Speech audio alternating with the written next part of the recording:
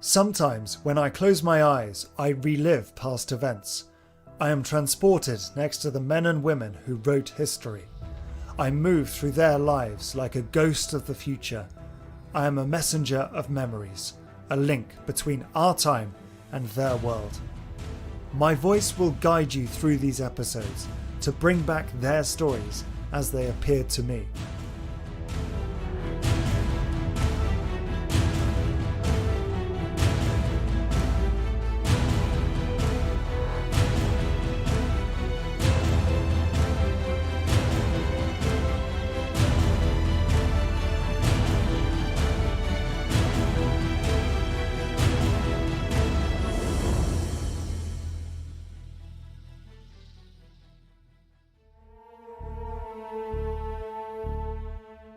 The nasal voice of a man on the radio echoes out. "In the fortified region of Liège, the enemy has not advanced," he announces. My eyes open. In front of me, a couple is feverishly listening to the news in the living room. Their eyes are riveted to the radio. Fort Flamal provides continuous support fire to sustain the surrounding Belgian military units and cover the neighbouring forts of the fortified position of Liège. As for Fort Ebenemeil, it seems to continue the fight. However, there are rumours to the contrary. The man holds the newspaper, La Nation Belge, in his hand. The date is May the 11th, 1940. It is wartime. Yesterday, Germany attacked Belgium, despite its status as a neutral country, which was supposed to protect it. The Netherlands and the Grand Duchy of Luxembourg were also invaded. Distress can be seen in the eyes of the woman Suzanne. Hubert, her husband, tries to reassure her. However, nothing works. She knew that the Germans were coming. She does not want to relive the occupation of 1914.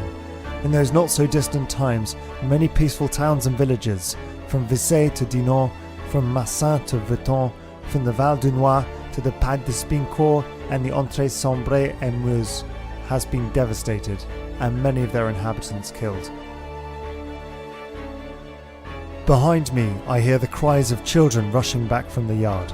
Mark, a little boy of 4 or 5 years old, is crying because his sister Simone has teased him again. The older brother, Charles, is amused by their bickering. They all look so innocent. The war has not yet caught up with them.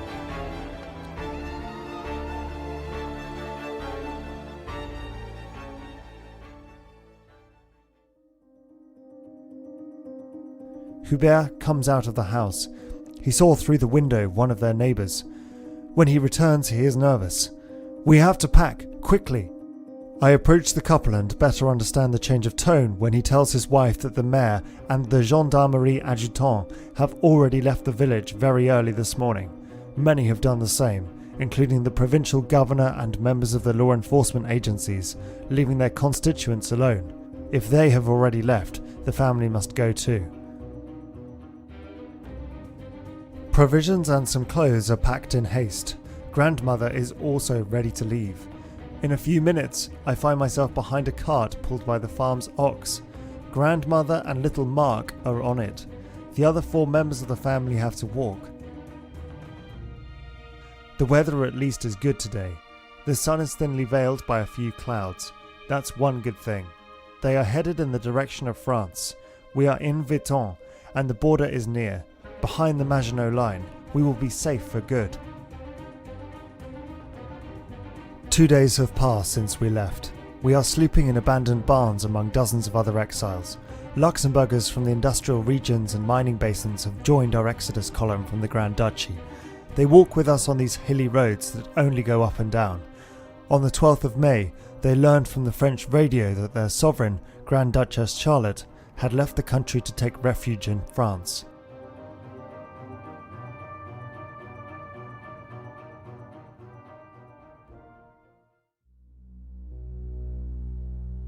I can't feel my feet, or rather, I try not to feel how much they hurt. Blisters are forming as the miles roll on. My legs can barely carry me. But I don't dare get on the cart. I don't see why I should be privileged. Only the 3 children take turns resting with their grandmother. The others walk without complaint. I never thought I would see so many people in Exodus. Since we crossed the border yesterday, French people have also joined us in our flight. All the villages we crossed are already almost empty. Some families have wagons like us, pulled by horses or oxen. Many have only hand carts, as they call them, or even simple bundles. They have left everything behind. The atmosphere is gloomy. Fortunately, children can find fun in even the most unlikely circumstances. Their laughter brightens up the atmosphere a bit. It is midday. The May's sun is warming us up more than it should. Hubert and Suzanne decide to stop to eat a little. The endless line of travellers passes us. The provisions are unpacked, but they are getting dangerously low, so the parents ration the food. They are hungry, but at least they will last longer. For water, bottles are filled in each village. The remaining inhabitants have always shown great kindness to them. Charles is playing with another child he met during the break. The rest of the family is resting, lying in the grass beside the road. I lie down in turn, ready to doze off. An insect buzzes around me and keeps me awake. I can't see it, but I hear it louder and louder. Dogs start barking. I get up. The others are getting up also. The noise is getting clearer and clearer, but it isn't an insect. I look at the sky and I see them.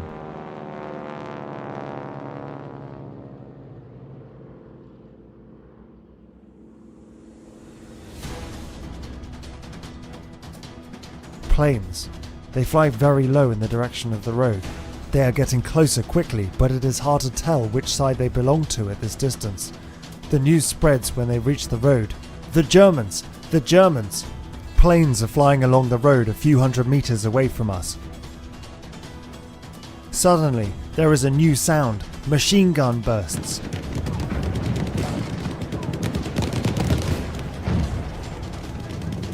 The planes are shooting at us. They shoot at civilians. Everyone takes cover. People jump to the side of the road. Suzanne throws Marc and Simone under the cart before hiding in the ditch with Hubert and the grandmother. I am next to her. She thinks only of Charles, still with his friend. Did he manage to hide in time? The planes are above us. They pass, fly away, and then they pass by again. The shooting starts again. Time seems endless. Finally, the planes disappear for good. Around me, the family are safe. But the cart is now damaged. Suzanne rushes to the two children hidden underneath. They did not move and were protected.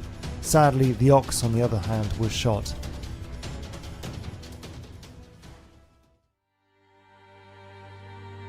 Suzanne and Hubert start looking for Charles, but they cannot find him. I am worried. I want to call him, but no sound can come out of my mouth. Around us it is chaos, crying screams of pain or despair. Families are torn apart. Broken bodies are strewn around.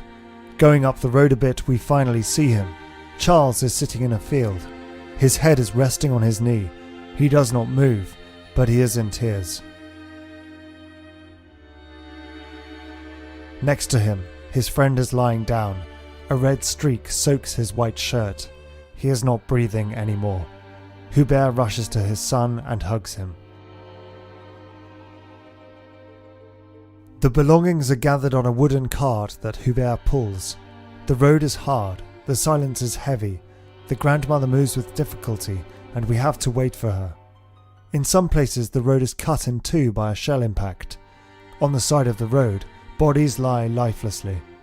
They are scattered among the carts and abandoned belongings. Some have planted a small cross made of branches at their feet. Here and there, families treat their wounded. Shortly after leaving, we see military trucks stopped on the road. They arrive and then go in a continuous merry-go-round. We go to meet them. The trucks must evacuate us. The Germans are very close to Fort Vermont. Therefore, the road must be cleared to allow the army to circulate there. We don't have time to ask questions. The soldiers begin the boarding. It is a massive rush with children crying and parents shouting. The soldiers try to maintain order as best they can. Hubert, Suzanne, Charles and Simone are crammed into a truck. I was thrown in with them. The grandmother and little Marc are a little further away, but unfortunately they could not get in and the truck is now full. Hubert and Suzanne scream with all their strength to alert the military, but their cries are only a whisper in this ambient chaos. Nobody hears them. At least Mark is with the grandmother.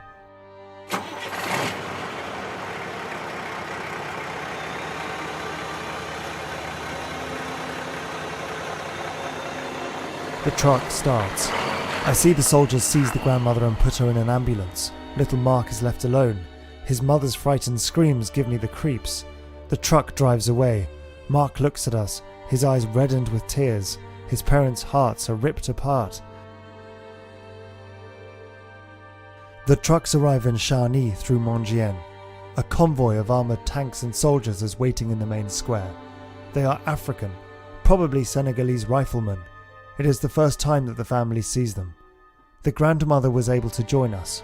Unfortunately, Mark is still not here. No more military trucks arrive. Hubert and Suzanne are devastated. How could they leave him alone? But it all happened so quickly.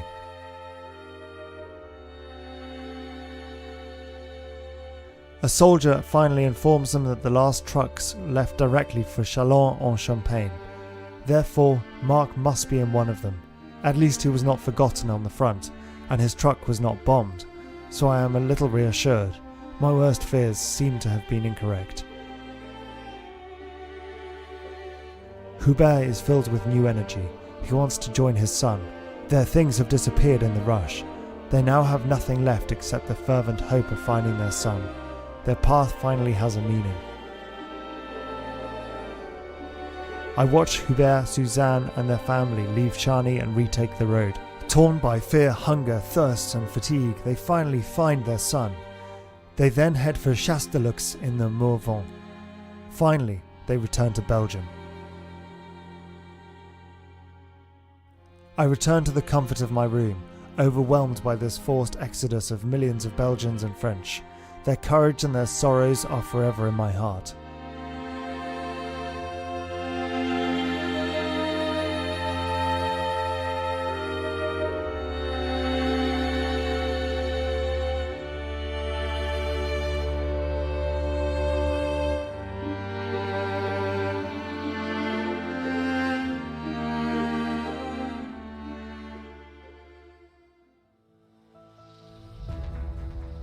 Has this story touched you?